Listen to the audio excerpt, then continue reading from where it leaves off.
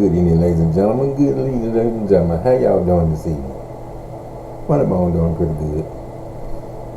Funnybone been looking at stuff all day, and I stumbled across the story about Republican Al Green.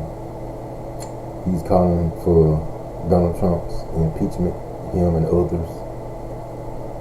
My assistant told me about this. I had glanced about it. I didn't look at it, and she texted and told me to look at it, and I did.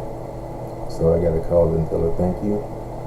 And I'm glad she suggested that, because I probably would have overlooked it until tomorrow or something like that. So I appreciate it.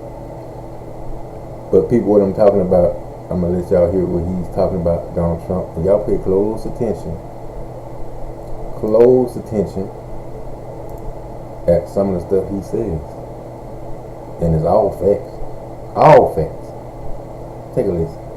I will bring those articles of impeachment to the attention of the Congress of the United States of America before the Christmas break. Before Christmas break. The movement continues. Mm-hmm. This is not a moment in time. This is a movement for all time. Yep. And those who have the courage to stand for liberty and justice for all, you are a part of this movement. You may not know it, but you are. Diverse. Those who believe that government of the people, by the people, for the people is a necessity in a democracy, you are a part of this movement. So let us not forget that if we are to maintain what has been given to us, we inherited this democracy. And if we are to maintain this democracy, we have to do more than say we believe in these things. We have to participate. This is a participatory democracy. Impeachment requires the hands and the guidance of all of us. So I beg of you, remember 12 o'clock, remember Saturday, remember Washington, D.C., and remember that there will be articles of impeachment filed before the Christmas break. This I pledge, this I will do. God bless you. Thank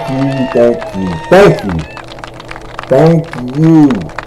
Look at the diversity back there, people. Matter of fact, I don't even see no African American back there. Look at that. Can we get one more round of applause for Representative Al Green? Yeah. That's what I'm talking about. That is right. In less than 48 hours from now, we are calling on the nation. We are calling on the nation to converge peacefully on Washington, D.C. at our nation's capital, at Lincoln Memorial, noon, Saturday, November 22nd, 2025. I said a few minutes ago that Congress, members of Congress, are complicit in this destruction for their inaction. And since we have so many members of the media today here, and I want to thank the members of the media that are with us, I want to thank the anchors and podcasters who have announced our events this weekend and starting today. I want to thank them so much. And to the rest who haven't yet, I say you have an opportunity in the next 48 hours to not yourself be complicit in the destruction of American democracy. People, really and truly to me, Donald Trump, like I've been telling y'all all along, Donald Trump has squirted and stepped in. He squirted and stepped in, people. All these article impeachments and all this stuff on Donald Trump, they're getting more cases against Donald Trump. He's losing in court. I see where they question Pam Bundy. He has no answers. Trying to still be arrogant. People, I'm telling y'all, I've been trying to tell y'all for a long time. These people don't know what they're up against. Do not know what they're up against. And I see Donald Trump fired somebody. And it's just gonna send chaos on his team. It's just the beginning, people. Chaos is gonna follow Donald Trump until he's arrested. I'm telling y'all. See, Donald Trump faces Market panic as impeachment article drops. People, these folks ain't playing with Donald Trump. They're not playing. I'm gonna let y'all take a listen at something else. Folks not playing with Donald Trump. Clear. Something extraordinary happened in Washington yesterday that no one saw coming. Not the White House staff, not Trump's inner circle, not even the most seasoned political operatives who've been watching this circus for decades. And what I'm about to tell you explains why phones have been ringing off the hook in Mar-a-Lago since 3 a.m., why certain Republican lawmakers are suddenly unavailable for comment, and why the former president's legal team is working through the weekend in full crisis mode. But let me back up and explain what's really happening here, because the headlines you're seeing don't capture the full scope of what's unfolding behind the scenes. I've covered Donald Trump for over a decade. I've seen him weather investigations, lawsuits, scandals that would sink any normal politician. But yesterday, when those 7 impeachment articles hit the House floor, something was different in the response from his camp. The usual bravado, missing. The immediate counterattack on Truth Social, delayed by hours. The synchronized messaging from MAGA allies, completely scattered. Here's what happened. At 2:47 p.m. Eastern, Representative Shri Thanadar filed House Resolution 353, 7 articles, each one more damaging than anything we've seen in previous impeachment attempts. And within minutes, the Trump world went into what sources describe as full panic mode. Now, I want you to understand something crucial here. This isn't your typical impeachment theater. This isn't about a phone call or classified documents. What Thandar put on that House floor yesterday is a systematic dismantling of everything Trump has done since taking the oath for his second term.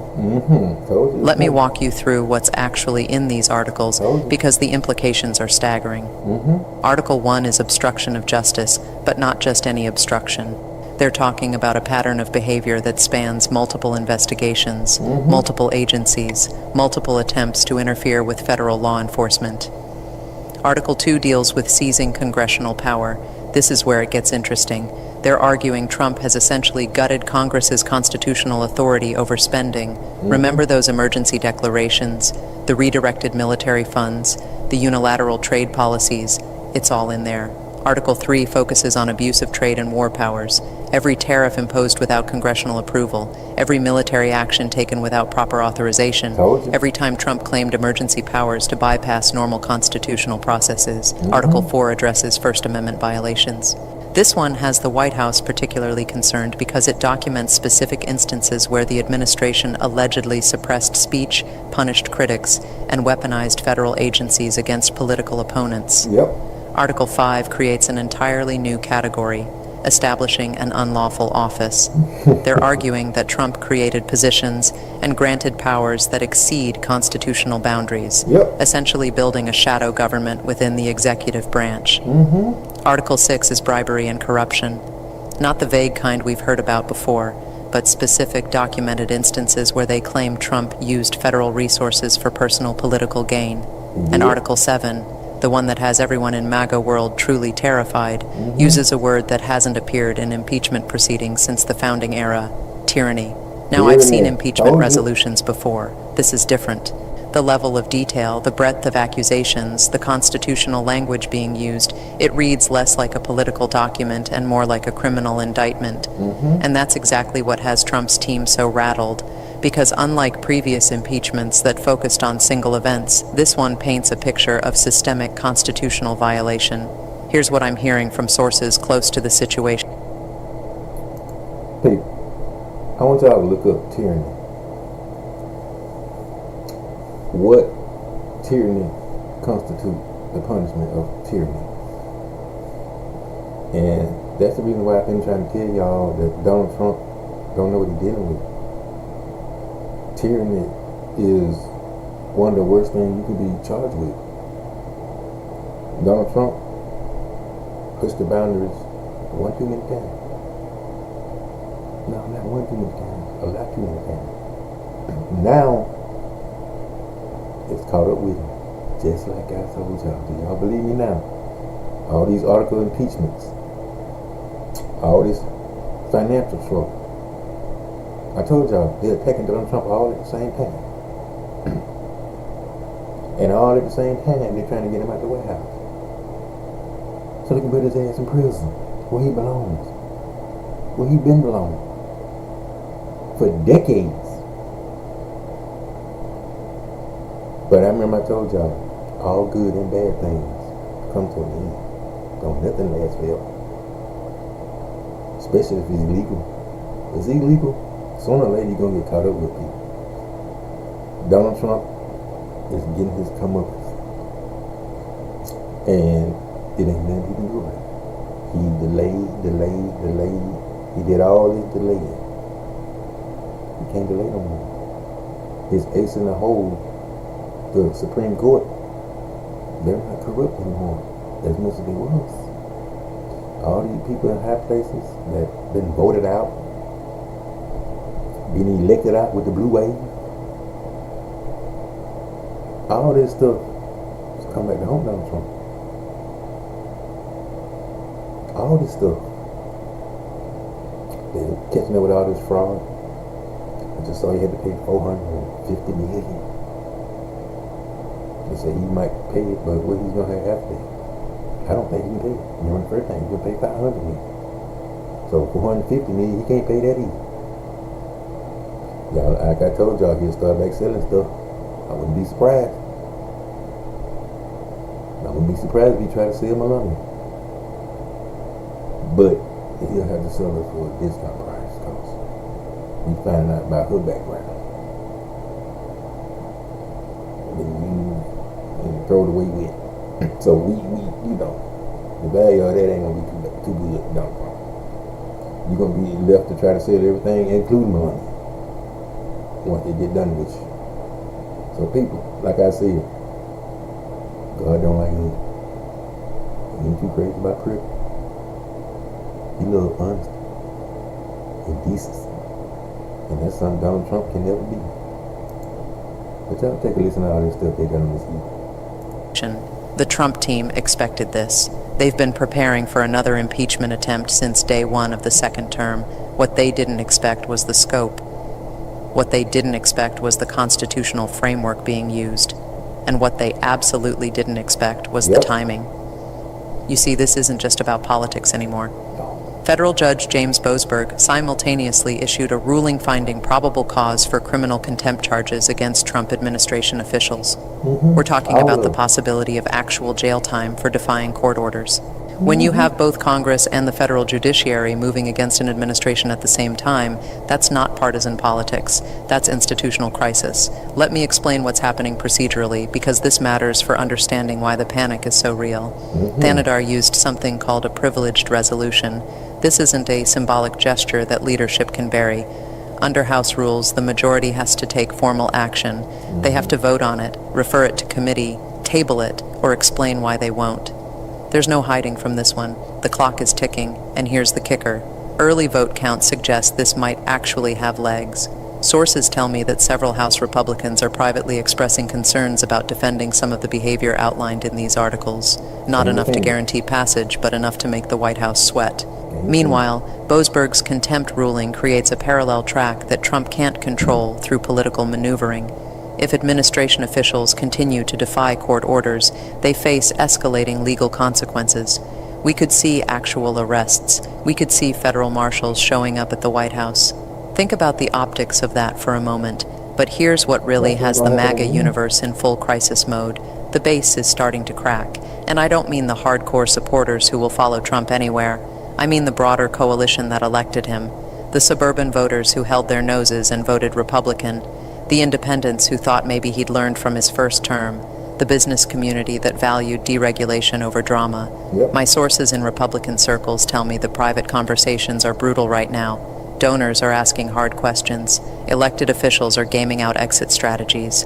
And the 2026 midterm calculations are causing serious heartburn across the party. You want to know how serious this is? Look at the media response from Trump world. Usually, when Trump faces legal or political challenges, the messaging is immediate, coordinated, and aggressive. Fox News rallies to his defense. Conservative talk radio goes into attack mode. The Truth Social echo chamber amplifies everything. This time, radio silence for hours. When the responses finally came, they were scattered, defensive, and notably lacking in the usual fire. That tells you everything you need to know about how prepared they were for this particular assault. Now let me paint you a picture of what's happening behind the scenes right now, because this is where my years of covering this White House become invaluable. Trump's legal team is in full crisis mode. They're not just dealing with potential impeachment anymore. They're dealing with criminal contempt charges that could result in actual incarceration for staff members. These lawyers didn't sign up to potentially go to jail for a client. The political team is trying to manage a crisis they never saw coming. They prepared for partisan attacks. They prepared for media criticism. They didn't prepare for this level of institutional pushback from both Congress and the judiciary simultaneously. The communications team is struggling to craft a coherent response because the charges are so broad and so detailed that the usual deflection tactics don't work. You can't dismiss 7 separate articles of impeachment as a witch hunt when each one contains specific documented allegations. And the family members and close advisors, they're starting to ask the question that terrifies every political operation: is this worth it? Here's something most people don't understand about how Washington really works. Political scandals don't usually end administrations overnight. They create a slow bleed of credibility, support, and effectiveness. But what we're seeing now is different. This is a coordinated institutional response that cuts off multiple escape routes simultaneously. Trump can't just tweet his way out of contempt of court charges. He can't executive privilege his way out of congressional impeachment proceedings. And he can't rely on partisan loyalty when the charges touch on fundamental constitutional principles that make even his allies uncomfortable. The timing is also crucial here. We're not talking about lame duck dynamics where a president has nothing to lose. Trump is in his second term with major agenda items still pending. He needs congressional cooperation for budget approvals, judicial confirmations, and legislative priorities. This impeachment effort threatens to paralyze all of that. But here's the most fascinating aspect of what's unfolding, and why I think this represents a genuinely new moment in American politics. Previous impeachments were essentially political theater. They were partisan exercises where everyone knew the outcomes before the first vote was cast. This feels different because the constitutional questions being raised go beyond partisan politics. When you have federal judges openly talking about contempt charges and Congress using words like tyranny in official documents, you're not just dealing with political opposition, you're dealing with institutional self-preservation. The system is pushing back. And that's what has Trump world so spooked. They've built their entire political strategy around the assumption that American institutions are weak, that norms are just suggestions, that aggressive enough pushback will cause everyone else to back down. But what's happening now suggests that assumption might be wrong. The institutions are pushing back, and they're doing it in ways that can't be tweeted away or dismissed as fake news. Now let's talk about what this means for the broader political landscape, because the implications go way beyond just Trump.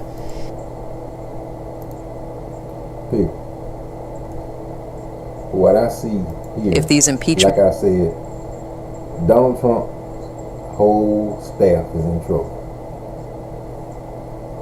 The whole staff's in trouble.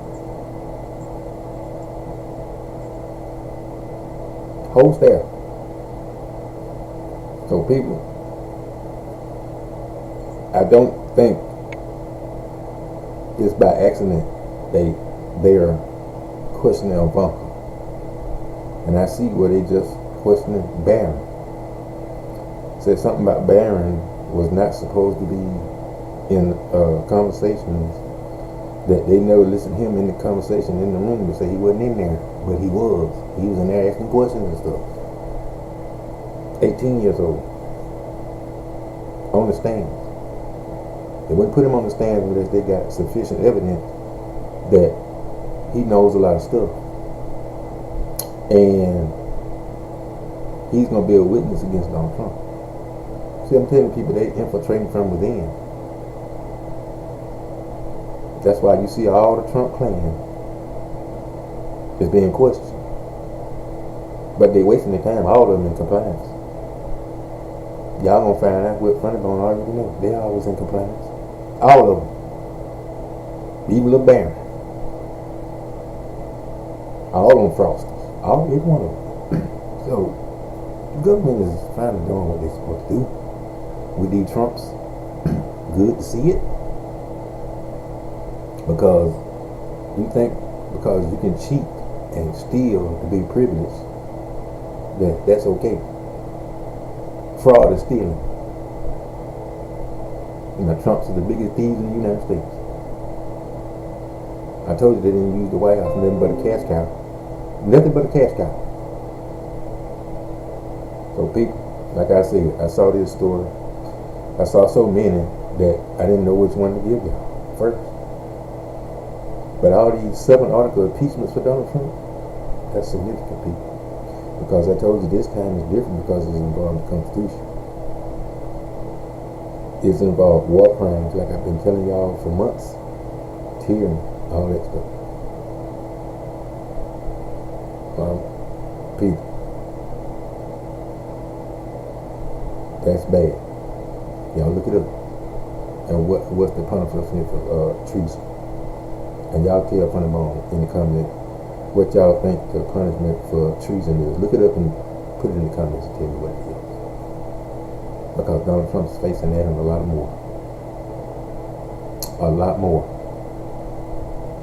When he was doing stuff irrationally when he first got in office. I told my sister, and I said, you know what? You drag niggas gonna close in on Donald Trump with the Constitution. You can't break the Constitution. I don't care who you are. Catch up with you people. Donald Trump will be able to attest to that soon. I'm telling you. So I saw this, and I saw several other stories that I'll be bringing y'all shortly. Y'all hit those thumbs up. Y'all like, comment, and subscribe. How was y'all day today? How was y'all Saturday? Did y'all relax? Ladies, did y'all have nail appointment? You know, I know how y'all do it. Y'all do the pedicure, manicure, you know, y'all cure a lot of stuff except for y'all men hungry. I'm just, but you know, it is what it is. What y'all do today? Y'all have fun, y'all relax, y'all have to do chores. What did y'all do today?